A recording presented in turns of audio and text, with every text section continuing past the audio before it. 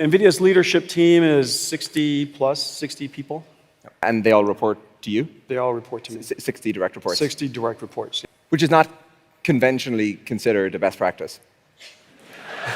I'm certain that's the best practice. It's not conventional, but I am certain it's the best practice. Well, the reason is because the layer of hierarchy in your company really matters. I don't do one-on-ones, and almost everything that I say to everybody all at the same time. And the reason for that is because I don't really believe there's any information that I operate on that somehow only one or two people should hear about. These are the challenges of the company, or this is the problem I'm trying to solve, or this is the direction we're trying to go into. This isn't working, that's working well. And so all of this type of information, everybody should be able to hear. I love that everybody's working off of the same song sheet. I love that there is no privileged access to information. I love that we're able to all contribute to solving a problem. And when you have 60 people in a room, everybody heard the reasoning of the problem, everybody heard the reasoning of the solution, everybody heard everything. I believe that when you give everybody equal access to information, it empowers people. And so that's number one, empowering. Number two, if the CEO's direct staff is 60 people, the number of layers you've removed in a company is probably something like 7.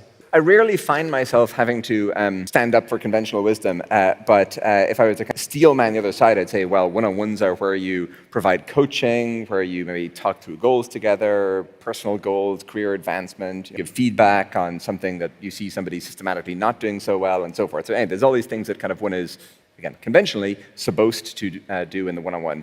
Do you not do those things, or do you do them in a different way? Really good question. I do it right there. I give you feedback right there in front of everybody. And in fact, this is really a big deal. First of all, feedback is learning. Feedback is learning. For what reason are you the only person who should learn this?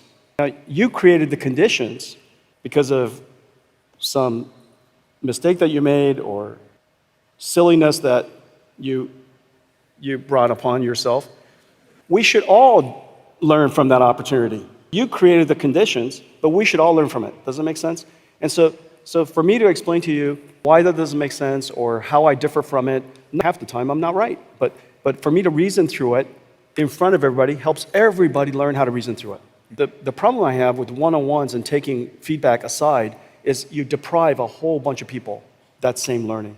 Learning from mistakes, other people's mistakes, is the best way to learn. Why learn from your own mistakes? Why learn from your own embarrassment? You gotta learn from other people's embarrassment. That's why we have case studies, and isn't that right? Have you succeeded in getting other leaders at NVIDIA to adopt this practice? I give people the opportunity to decide for themselves, but I really discourage one-on-ones.